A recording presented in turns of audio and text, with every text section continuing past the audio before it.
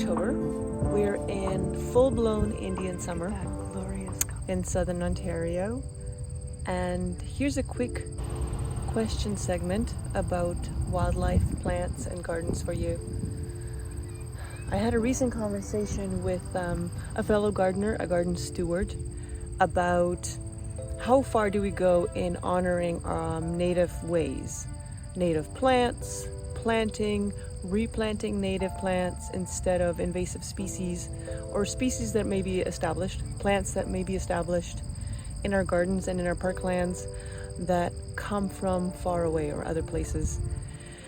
And then we had a conversation with another fellow garden steward who was almost at the point of ripping out established plants that may be from Southern America or European origin, but they're established, and unfortunately they were under the impression that because they weren't native plants, they weren't of value or they weren't as good.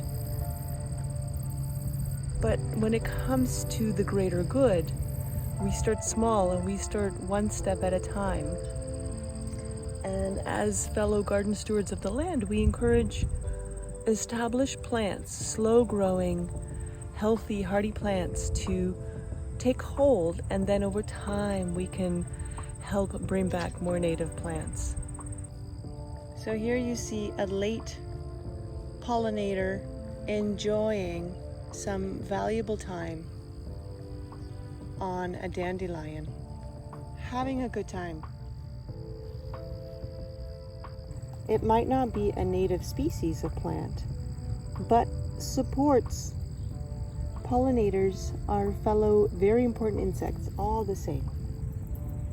So instead of pulling out this plant so we can make room for a native plant, let us work on bigger projects where there are no plants. Maybe.